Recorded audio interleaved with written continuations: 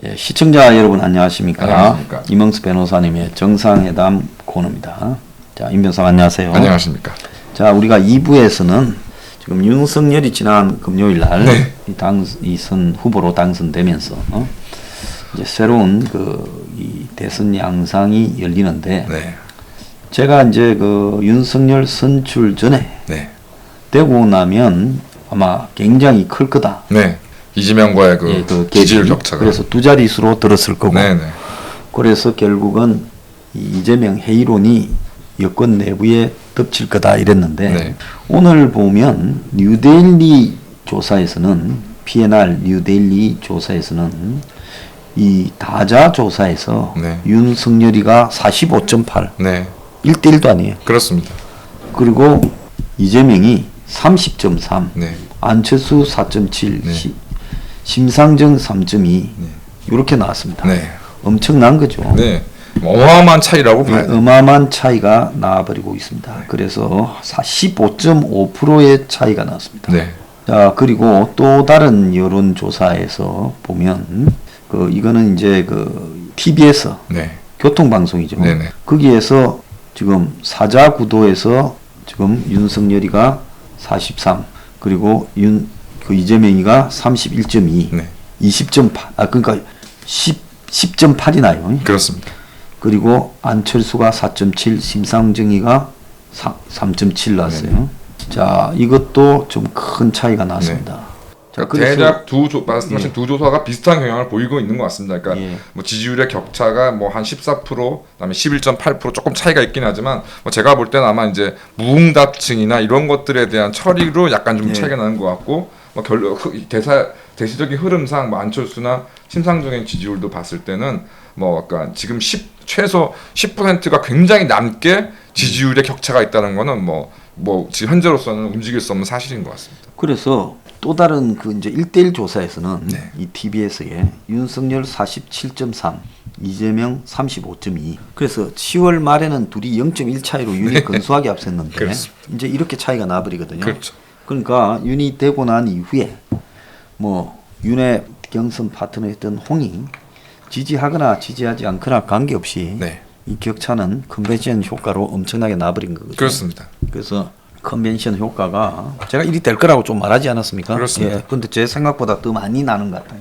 그래서 이제 뭐 소장님께서도 뭐 소장님께서 객관적으로 딱 판세를 분석하셨다 결과로 이제 말씀하시는 거고, 저도 이제 주위에서 이렇게 좀 뭐 제 주위 사람들 말씀을 들어보면은 뭐 윤석열 후보에 대한 뭐 적극적인 어떤 지지도 있지만 결과적으로 윤석열 후보를 지지한 사람 중에 상당수는 사실 홍준표나 유승민이가 싫어서 이제 윤석열을 지지한다는 사람들 있고, 또 홍준표를 지지하는 사람의 대부분도 뭐 윤석열을 싫어하거나 윤석열을 믿지 못하겠다 해서 홍을 뭐 지지했던 사람들이라 결과적으로 대선 경선이 이제 떵당의 이제 개선 경선이 마무리되니까 결국 정권 교체를 바라는 이제 국민들의 표심이 일단은 윤석열 후보로 일단은 현재 지켜졌다, 이렇게 저도 생각이 듭니다.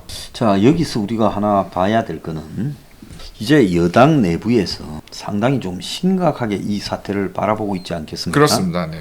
최근에 보면 문이 유럽 갔다가 돌아와가지고 이재명이 이야기했던 40조, 25조는 재난지원금 한 집당 1인당 뭐 30만 원 30만 밑에 원. 두자. 네.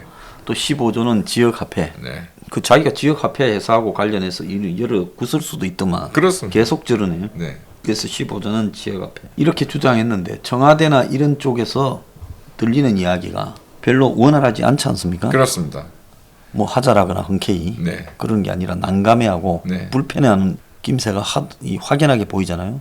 그러니까 사실 그 대표적인 사람이 김부겸 총리인데, 뭐 김부겸 총리 잘 아시는 바와 같이 뭐 민주당에 무슨 대단한 뿌리가 있는 사람도 아니고, 뭐 엊그제까지 정말 진짜 떵당에 있다가 이제 지금 현재 뭐 옮겨온 사람인데, 그런 사람이 아무 기반도 없이 그렇다고 뭐 문재인하고 특별한 인연이 있는 사람도 아닌데 이재명이 주장하고 있는 그런 재난지원금 추가 실시에 대해서 강한 표현을 써가면서 저런 걸 보면 현재 하여튼 최소한 김부겸은 이재명이가 대통령이 될 가능성이 높지 않다고 보고 있는 것 같습니다. 예. 자, 그래서 이재명이 대장동 부분에 대해서 지금 검찰이 수사하는 꼬라지를 보면 네. 엊그제는 보니까 또 확진자가 나왔다면서 또 수사 지연을 또 네. 써가더만요. 네, 네. 그래서 계좌 추적이나 성남시 공무원들 조사나 정진상이 조사, 네.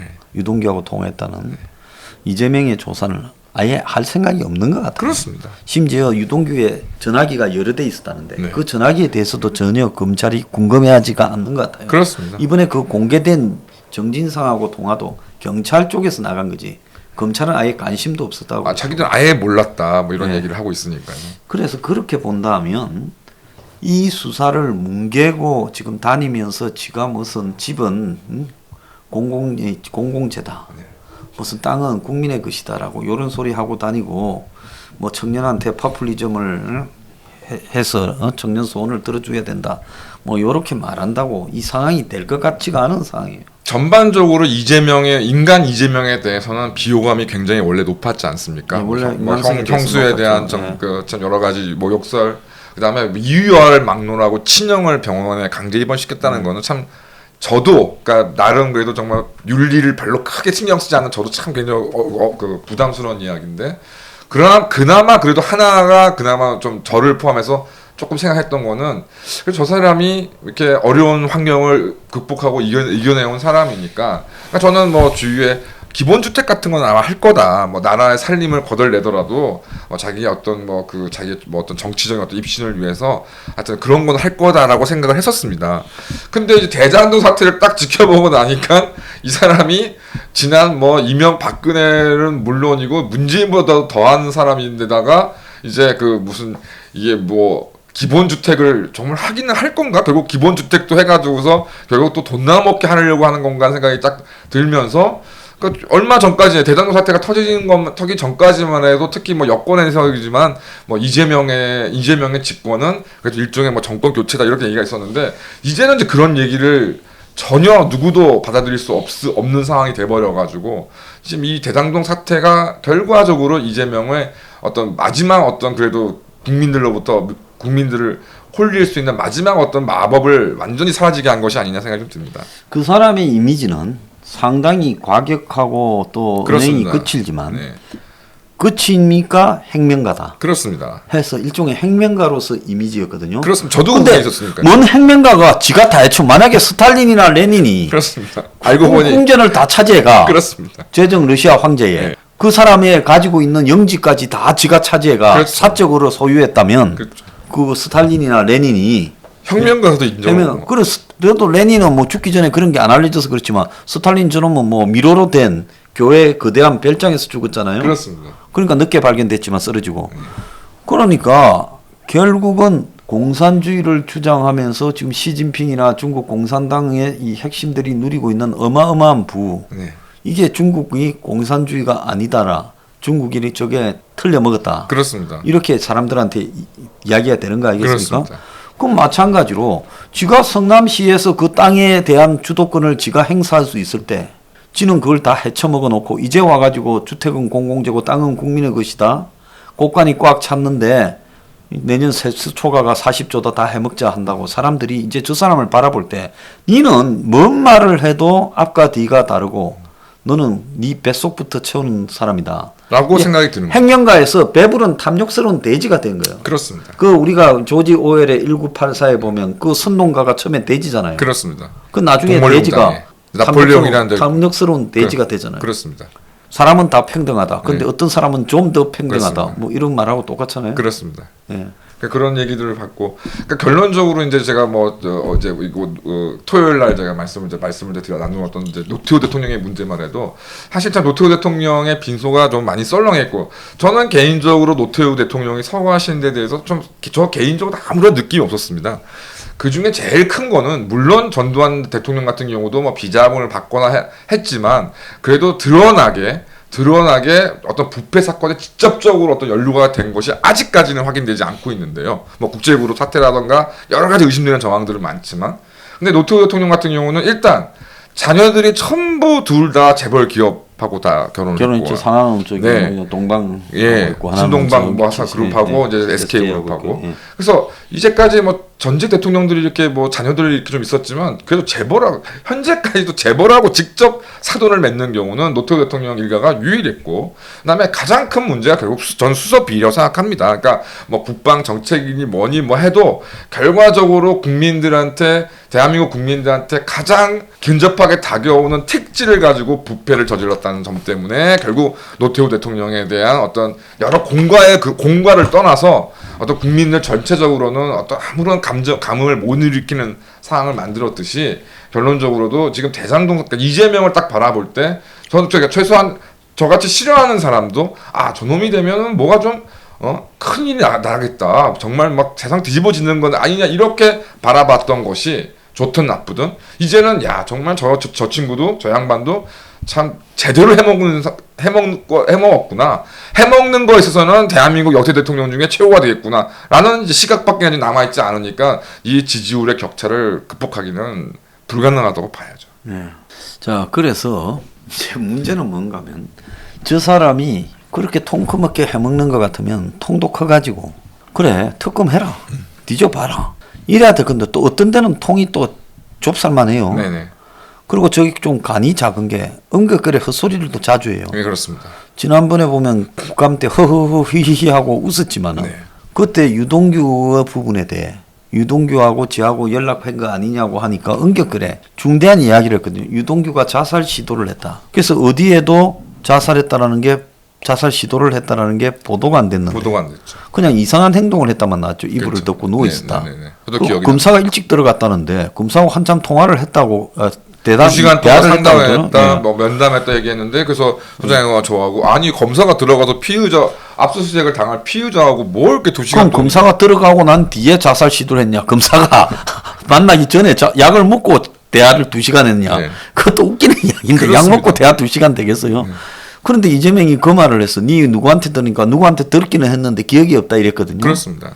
그리고 지를 배신했다고 했는데 그것도 또 큰 말실수예요. 그렇죠. 만약에 이재명이 유동규가 진짜 지가 잘 알지도 못하고, 알기는 하지만 지하고 그래도 전혀 없었고, 그냥 지에 뭐 3천여 명, 4천여 명, 5천여 명쯤 되는 부하들 중에 한 명이었으면 유동규가 해먹었다고 이재명이 유동규한테 배신감을 느낀다라고 말을 할 수가 있겠습니까? 말이 안 되는 이야기. 배신감이라는 거는 그야말로 신복일 때 배신감 아닙니까? 그렇습니다. 아니 그리고 그러니까 그거를 그러니까 이제 그러니까 예를 들어서 저도 이제 뭐 의뢰인이나 이런 분들 말씀을 많이 나누게 되는 부분이 아니라, 이제 뭔가 뭐 이제 수사기관에 진술을 하거나 이렇게 질문을 받아서 대답하려 할 때 뭔가 이제 뭐 변호사님은 뭐 이런 일들을 잘 하시니까 뭔가 이제 속된 말로 왁구를 잘 맞춰주시지 않지 않습니까? 좀 왁구를 잘 맞춰주세요. 좀 이렇게 이런 말씀을 많이 드리는 경우가 있는데, 그게 좀 잘 사실 의미가 없고, 미국 같은 경우는 아예 이제 뭐 비싼 수임료를 내면 이제 뭐 문답 같은 거를 막 연습을 이제 예행 연습을 많이 시키는데, 이제 그게 쉽지가 않을 뿐더러 저같이 이제 변호사 같은 사람들이 만약 조사를 받으러 간다 그러면 뭐 완벽하게 잘할 것 같지만 이게 아는 게 병이라고, 이러저러한 생각들을 너무 많이 하게 되면 이제 무언가 더 내가 확실하게 나를 방어하려고 하다 보니 이제 유동규가 자살을 했니 안 했니, 뭐 배신을 했니 안 했니, 이런 얘기 툭툭툭 나오게 되는 것이, 어찌 보면 뭐 이재명의 어떤 인격에도 뭐 성격이나 인격에도 문제가 없지 않지만, 변호사들로서 너무 자기가 이러이러한 일들이 어떻게 진행될 것이라는 걸 너무 잘 알기 때문에 그런 말도 안 되는 이야기들이 툭툭 나오는 거 생각합니다. 자, 그래서 지금 이재명에 대해서 저 사람의 이 좀 독살스러운 성격을 네. 많이 아니까 당내 의원이나 쪽에 좀 조심을 했죠. 네네. 그랬는데 서른 의원이 이재명과 선대위 출범식을 하고 가진 첫 회의에서, 그렇습니다. 뭐 대선 후보라는 사람들이 다 고만조만한 험도 있고 뭐 이래가지고 어쩌고 말을 했단 말이에요. 네. 그러고 나면 나는 뭐 2주간 남미 출장 간다고 갚았어요. 네. 자, 그럴 때 사실은 역대의 여당의 대선 후보고 이런 정권의 분위기라면 그 앞에서 일개 의원이 아무리 개성이 강한다 하더라도 그 말을 했다가 향후에 살아남지 못할 말이잖아요. 서른이나 사람이 또 이렇게 개성은 상대편에서만 해당되는 거였지, 내부 총질이라는 건 해본 적이 없는 사람 아닙니까? 공식적으로는. 그러니까요. 그래서 이제 그걸 보면서 제가 이제 느낀 느낌이, 저 사람은 사실 이번에 뭐 대장동이 야당이 자래가 저걸 켜집어낸 게 아니라 그렇죠. 안에서는 공고 있었지만은 다 그냥 다 모르고요. 있거나 모른 척 했던 거 아니겠습니까? 그렇습니다. 그러다가 여당 내부에서 저 사안들이 일부 지역 언론부터 밖으로 그렇습니다. 퍼져나가기 시작하고 그렇죠. 또 변호사비가 거기서 나온 거 아니냐는 그렇습니다. 암시들이 나오기 시작하면서 이 사건이 화제가 되면서 그렇죠. 뚜껑이 열리니까 이미 알고 있던 언론들이 안 쓰고 있다가 이제 쓰기 시작인 거 아니겠습니까? 그렇습니다. 자, 그렇게 봤을 때 여당 내부에서 이게 이제 폭로됐고 경선 진행 중에 네. 그게 폭로된 직후에 이제 경선 양상이 좀 급변하는 듯이 그 65대 29. 예, 예. 네. 바로 이렇게 급변하듯이 네. 나타났는데 네. 그것도 교묘하게 또 50%를 넘었느냐 넘지 못했느냐에 딱 걸려버렸어요. 그렇습니다. 근데 그걸 또 우격다짐으로 밟아버렸거든요. 그렇습니다. 그러니까 여기에 이재명 성격이 나오는데 만약에 이재명이가 초반에 특검을 받겠다 네. 해가지고 특검을 다 2명 후보를 내는데 그 중에 대통령이 선택하게 돼 있으니까 뭐 저거 똘마니 특검 하나 해서 준비하는데 뭐 슬슬 시간 끌면서 한 2달 그러면서 또 특검이 뭐 슬슬 부르면서 시간을 끄면 제가 봤을 때 내년 그 총선 내년 대선 3월 9일까지 마무리 못할 가능성이 충분히 있거든요. 그렇습니다. 왜냐하면 기본이 저게 뭐 100일인가 그러지 않습니까? 그렇습니다. 특검이. 네. 그러니까 준비한 2달하고 100일 하면 그렇죠. 대선 넘겨버릴 수도 있어요. 그렇습니다. 그런데 그래가지고 하겠다고 하면서 한 달쯤 뒤에 그렇죠. 특검 관련해서 이제 통과시키고 그렇죠. 여야 합의로 네. 그러고는 또 준비한다고 한 달 반, 2달 하면 대선 전에 뭐 그러니까 딱 정확하게 뭐 특검에 지금 당장 합의해서 특검이 뭐 관련된 그 사람들을 소환하는 데까지 정말로 막 아무 문제 없이 그냥 막 일사천리로 진행돼도 2달 후. 예. 보통은 석 달이라고 예. 봐야죠. 그러니까 그 합의해서 시작한다는 데까지 한 달이면 그렇죠. 그러면 한 석 달 정도를 최소한 끌어버릴 수 있거든요. 그렇습니다. 그러고는 뭐 시작해가지고 또 뭐 어물어물 좀 하면 대선 뭐 소환 끝나면 시기를 조율을 하네, 예. 뭐 서면 조사를 하네, 예. 뭐 방문 조사를 하네, 뭐 그러면 또 한 2, 3주. 그러면 특검을 받겠다는 순간에 이게 김이 좀 빠져버릴 수가 있는데 그렇죠. 저자가 특검을 안 받겠다고 하면 특성이나 또 저자가 처음부터 이제 이 대장동에 문제가 터져 나왔을 때 뭐 아예 뭐 황당할 만큼 이 부인을 해버리지 않습니까? 그렇습니다. 나는 알지도 못한 사람이다. 그러면서 부인하면서 또 말이 계속 달라졌잖아요. 뭐 내가 설계했다. 설계했다. 그러다가 뭐 밑에서 초과이익 환수에 대해 반대했다다가 반대한 게 아니라 뭐 초과이익 환수를 받아들이지 뭐 않았을 뿐이다라고 그렇습니다. 뭐 그러다가 나중에는 보지 못하고 유통 그 개발 공사가 했다. 네. 뭐 또 그렇게 말을 바꾸고 이러면서 이런 와중에 사람들이 봤을 때 뭔가를 하나를 얻어내지는 못했지만 이재명이 하는 말 꼬라지를 봐서는 여기에서 이상해도 너무 이상하다는 부분은 이미 핵심 이재명 지지자들 빼고는 이재명이 도둑놈이라도 상관없다는 지지자 빼고는 이미 그냥 정서적으로 다 특검이 된 상태예요. 그러니까 대한민국의 뭐 공무원이나 공기업 관련 종사자분들이 아마 뭐 다 합치 한 1,000만 명 아마 되실 겁니다. 그 대한민국 공조직에서 어떻게 일이 움직여지는지를 그분들이 다 뻔히 알고 있는데 네. 무슨 국가 공기업도 아니라 성남 도시개발공사라는 지방 공기업 그러니까 뭐 이러저러기 뭐 임기가 있니 뭐 하니까 뭐 드러난 것처럼 시장인지 시장 측근인지 말 한마디에 목숨이 뭐 이게 그 자리가 날아가지 않습니까? 그래서 그런데 이 모든 거를 그 막대한 이익들을 뭐 분배하니 많이를 공사에서 다 결정했다. 말도 안 되는 얘기라고 생각하고 그다음 처음부터 돌아왔을 때 저는 그러니까 사실 이재명이 그러니까 제가 잘못 알고 있던 이재명의 이미지였다면 저는 그 민주당 경선에서 2차 그러니까 2차 결선을 하자고 그럴 줄 알았습니다. 사실 거기서부터 좀 문제가 굉장히 민주당에서 네. 이재명이 그러잖아도 대장동으로 씹히고 있는 상황에서 그렇습니다. 오히려 이재명이 그런 부분을 좀 자기가 이 통 크게 네. 받아들이는 모양새를 비치면서 그렇습니다. 자연스럽게 그렇게 해야 되는데 저 사람이 그걸 했을 때 내가 이길까 하는 부분에조차도 자신이 없었던 거예요. 오히려 그런 게 확실하게 좀 느껴지는 거예요. 특검을 했을 때 내가 날 방어할 수 있을까도 자신이 없었고. 그렇습니다. 그러니까 이 양반이 끝으로 큰 소리 치는 거하고 그야말로 도박에 가깝게라도 승부를 걸어서 돌파하는 거하고의 그런 어떤 능력조차도 내가 볼 때 없는 것 같다. 그냥 이 큰 소리 치고 뭐 공격적이고 싸납게 하지만은 이 정치적인 승부수를 던져야 할 때 던질 수 있는 용기조차도 없는 것 같아요. 그러니까 이제 노무현 같은 경우는 단일화 협상을 하자 뭐 이렇게 네, 되는 뭐, 거하고 네. 그다음에 이명박 같은 경우는 뭐 물론 지금 근데 이재명의 어떤 여건보다 이명박이 더 나았다고 볼 수도 없는 상황에서 그래도 막 BBK 특검에 뭐 일단은 받아들여서 결국 이제 그 이런 그 수사 결과는 대통령 선거 이후에 이제 이루어졌는데요. 뭐 이런 정도도 좀 못해내. 그러니까 그 노무현 이명박보다도 어떻게 보면은 그런 어떤 결단력이라던가 어떤 용기가 없는 사람이구나라는 것도 진짜 요즘에 많이 느낍니다.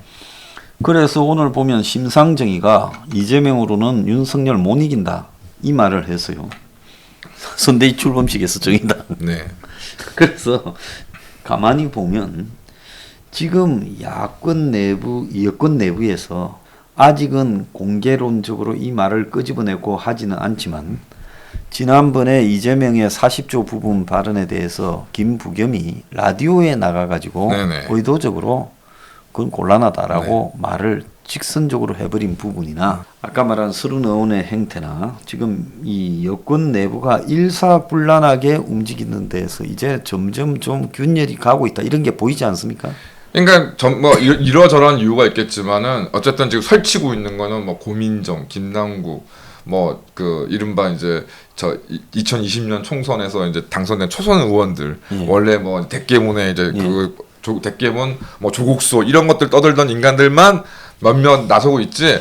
조금 정말 저 그 어떤 정치라던가 선거를 좀 아는 민주당 의원들이 나서가지고 이재명을 옹호한다거나 이런 경우를 잘 못 보겠습니다. 그러니까 그런 부분들이 확실히 저도 소장님께서 말씀하시는 그런 흐름과 분명히 일맥상통하다고 하고 그다음에 제가 오늘 보도된 여론조사에서 조금 더 제 눈을 좀 잡았던 거는 민주당 그러니까 현재 여권 지지자 중에 그러니까 이런 진보 후보의 단일화가 필요하다는 지지율이 그 필요하다는 의견이 35%, 필요 없다는 의견이 과반이 훨씬 넘더라고요. 반면에 이제 보수층, 야권 지지층 같은 경우는 반대로 이제 어쨌든 안철수와 단일화가 필요하다는 게 어떤 50%를 훨씬 상회하고 필요 없다는 쪽은 30%가 안 되는 거 좀 나온 거 기억하는데 뭐 이런 분위기 전체, 그러니까 뭐 여러 가지 이유로 무슨 진보 쪽으로 해가지고서 뭐 문재인 4년 5년 동안 난리 쳤지만 결국 그 과정에서 뭐 정의당, 심상정 완전 바보 되고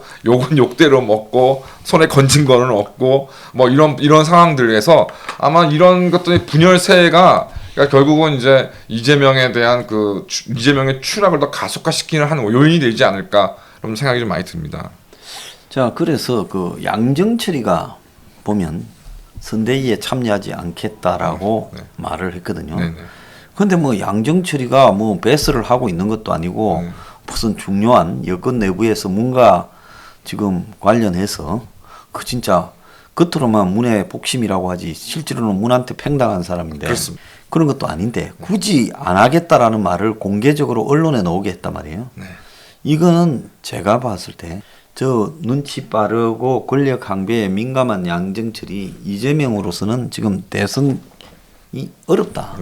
이렇게 보고 또 다른 흐름이 만들어질 때 거기에 올라타겠다. 지금 이렇게 저는 해석이 돼요. 어떻게 보십니까? 그래서 그렇게 생각이 듭니다. 그러니까 지금 딱 드는 생각이 특히 서울시장 보궐선거가 생각이 많이 납니다. 그러니까 뭐 정말 저도 뭐 기본적으로 오세훈 별로 진짜 싫어하고 이제 뭐 여러 가지 뭐 당시에 뭐 이준석이라던가 뭐 안철수라던가 하는 형태들은 정말 하나도 마음에 안 들었지만 결과적으로 LH 직원들, LH 관련된 사태가 터지고 나니까 뭐 저 뭡니까 김어준이가 그 방송에서 그렇게 무슨 뭐 구두 무슨 생태탕 쌩 난리를 쳤는데도 결국 그 어마어마한 격차로 박영선이 이제 눈물 삭히지 않았습니까? 딱 그런 느낌이 좀 들고요. 아마 지금 대장동 사태가 터진 이후에 이거를 뭐 공수처, 검찰, 경찰 아무리 둘러치고 뭘 난리를 쳐도 지금 현재 딱 그 이 여론의 격차를 바꾸기는 쉽지 않을 것이다 생각이 좀 많이 듭니다. 그래서 그 윤 자체에 대해서 우려점이 있고 또 한편으로 뭐 야권 내부가 상당히 좀 허약하고 윤의 정치 경험이 낮고 또 여권이 윤을 죽이려고 하고 여러 가지 뭐 의혹들을 제기하고 있지만은 그럼에도 불구하고 지금 이 대목에서 국민의 판단은 이재명이가 뭐라고 말하든 저 사람은 위선자고 가식이다라는 그렇습니다. 부분이 굉장히 보편적으로 퍼진 것 같아요. 그렇습니다. 그래서 저 이재명에 대한 여권 지지가 점점 조금씩 줄어들고 있는 양상이 보여지고 있습니다. 네네. 그래서 이재명 때문에 여권의 이 뭐라고 할까요? 저변이 쪼그라들고 있는 거죠. 예. 그래서 이런 부분을 본다면 이게 과연 이대로 갈 수 있을 거냐?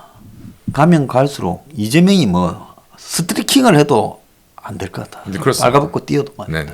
그러니까 여권 내부에서 이제 곧 등장하는 거는 후보 교체론이 등장하지 않겠냐. 네. 이렇게 봐요. 어떻게 보십니까? 저도 뭐 부장님 말씀에 이제 100% 동감을 하고 그 지지층이 쪼그라든다는 말씀에도 좀 많이 공감을 하는 게 확실히 이제 그 정신 나간 대깨문들 40, 50대 주축으로 좋은 대학 나오고 이제 뭐 좋은 집 가지고 있고 여러 가지 여건이 좋은 정신 나간 40, 50대 대깨문 또라이들 말고는 지금 많은 사람들이 갸웃갸웃 겨울이고 있는 건 사실인 것 같고요. 특히 호남에서 많이 그러고 그런 게 좀 느껴지는 것 같고 그다음에 지금 그럼에도 불구하고 이러저러한 이유로 그냥 이재명을 찍겠다라고 하는 사람들도 점점 좀 드러나고 있는 현실에, 그러니까 그게 이제 예를 들어 좋던 나쁘던 노무현 같은 경우에는 지지자들한테 무언가 좀 자존심을 세워주지 않았습니까? 뭐 이렇게 단일화에 막 확 합의를 해버린다던가 아니면 정말 좀 몰릴 때 오히려 좀 가감한 어떤 이런 모습들 보이면서 지지자들 좀 기쁘게 해주는 모습이 있었는데 뭐 이재명 같은 경우는 결국은 뭐 얘기를 하다 보면은 뭐 이재명이가 능력 있는 거 아니냐 그렇게 얘기가 나오고 그래서 이제 저 같은 사람이 아니 그러면은 이제까지 뭐 너네들이 뭐 옳고 그르고 뭐 다 떠들어 놓고서 뭐 능력 있으면 장땡인 거냐 그럼 유명박이도 유명박이 왜 깜빵 가 있는 거냐 이런 식으로 얘기가 되면 이제 상대방이 침묵하게 되는 그런 좀 뭐라고 해야 논리적으로 상황적으로 몰리게 되는 상황이어서 이 오역을 가지고서 끝까지 이재명을 그러니까 지지하려고 하는 국민들은 이제는 정말 이제 줄어서 한 마지막에도 한 25%는 남겠지만 25%인 경우는 선거를 이길 수 없기 때문에 그래서 뭐 모르겠습니다. 어떤 또 공작을 꾸미고 있겠지만 하여튼 현재 구도로서는 이재명 가지고는 절대 그 민주당이 선거에서 이길 가능성 없다. 이재명 대 윤석열로 가면 윤석열이 어지간히 말실수를 해도 또 어지간히 또 이 정권이 그렇습니다. 윤을 죽이려고 해도 네. 그래도 선거 전에 윤을 집어넣지 못하면 어떤 뭐 윤의 의혹이 터져나와도 이 대장동이나 이재명이 지금 성남시에서 저지른 부분을 뛰어넘지 못할 것 같아요. 그래서 뭐 저는 비전문가지만 일감이 그러니까 이번 달이 고비인 것 같습니다. 예. 이번 이제 그래서 이제 막 공수처니 또 지금 난리를 치고 있는데 어쨌든 이번 달만 넘기게 되면 이제 그 최소한 공수처나 이런 데서도 이제 무언가 뒤틀리는 현상들이 전 일어날 거라고 좀 생각이 들고요. 그 뭐 검찰이나 그게 뭐 아무리 신보 갖다 막아놔도 그래도 모두 미친 사람들을 꽂아놔지는 않았을 거기 때문에 무언가 좀 틀어지게 될 것이고 그 이제 만약에 11월을 넘기면서까지 지금 현재의 국면을 바꾸지 못한다. 뭐 윤석열을 구속을 시킨다던가 뭐 이런 상황이 벌어지지 못한다 그런다면 하여튼 12월부터는 최소한 아무리 늦어도 이 12월부터는 저도 이재명 갖고 되겠냐라는 말들이 이제 공공이 나오지 않을까 좀 생각이 많이 듭니다. 네, 그래서 여권이 결국은 최악의 선택을 한 결론이 돼버렸다. 네. 다 피하다가. 저는 개인적으로 참 송영길이라는 인물도 참 모자라는 인물이라고 생각하는데요. 그러니까 참 그러니까 둘이 뭐 야당에는 이준석, 여당에는 송영길인데 그 둘이 참 또 죽이 잘 맞지 않습니까? 참 끼리끼리 논다는 생각이 좀 많이 듭니다. 자, 사람이 이재명을 볼 때마다 어떤 사람은 김부선을 생각하고 어떤 사람은 남방기를 생각하고 어떤 사람은 대장동을 어떤 사람은 백현동을 생각하고 어떤 사람은 형수를 생각하고 근데 윤핵에 지금 저거 그는 고발 사주나 네. 무슨 검찰의 무슨 뭐 판사 사찰이나 네. 또 윤이 뭐 장모하고 관련해서 뭐 정보를 뺐다거나 이런 거는 그게 사람들이 네. 이 어떤 이 직선적 이 인사이트 통찰로 오지가 잘 않는 이야기거든요. 그렇습니다. 뭐 윤이 뭐 크게 해먹은 게 권력을 가지고 이런 게 나와야 그렇죠. 이제 그게 통찰로 오죠. 그 다음에 또 와이프의 부분은 이미 윤 와이프에 대한 부분은 초반에 너무 떠들어 버려가. 그렇습니다. 이게 이제 데드핏이 죽은 고기가 돼버렸어요. 그래서 이제 약간 뭐 저는 이제 아예 주식 같은 걸 하지 않고 하기 때문에 그래서 이제 BBK 여기 나왔을 때도 하여튼 이제 그 김경준 씨입니까? 그 사람이 이제 감방에서 쓴 책을 이제 보면서도 2번, 3번을 읽어도 정확하게 내용이 다 이해가 안 되더라고요.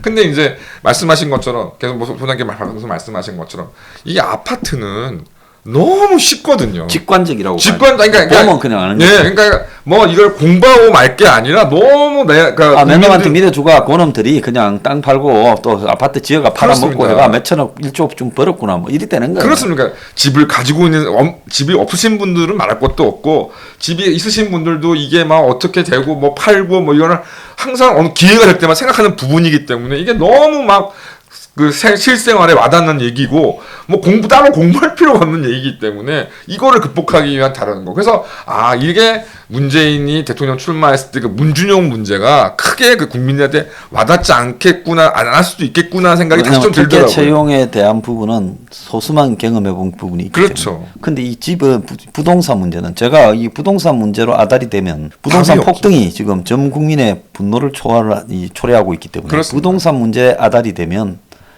그 걸리는 대로 다 가는 게 대선 후보가. 그래서 이제 제가 볼 때는 뭐 제가 만약 민주당 쪽 어떤 책사의 역할을 하는 사람이 뭐 제가 그럴 자격이 없지만 만약에 있다면은 그러니까 윤석열을 가지고 뭐 쫄리니 이런 걸 갖고 할 게 아니라 그러니까 뭐 하여튼 그 윤석열의 부족한 뭐 부동산 정책이라든가 이런 것들을 집중적으로 공격을 해서 결과적으로 그러니까 윤석열이도 대장도 상태 같은 일을 뭐 예전에 저질렀거나 저지를 사람이라는 거를 가서 공격을 해야지. 그다음에 결국 그러니까 윤석열 후보도 그 부분 나도 결국은 이런 기득권층에 해서 한몫 먹는 사람이란 이미지를 안 쓰기 위해서 노력을 해야지. 뭐 엉뚱한 다른 얘기는 좀 필요 없을 것 같아요. 네, 그래서 지금 딱 귀신처럼 어깨 위에 달라붙어가 이재명을 보면 저 사람이 말을 하는 게 들리는 게 아니라 좀 우습다. 그렇습니다. 이렇게 지금 되고 있기 때문에 이 선거는 되지 않는다. 그렇다면 머지않아 이제 점점 바꾸자라는 이야기가 나오게 될 거다. 네.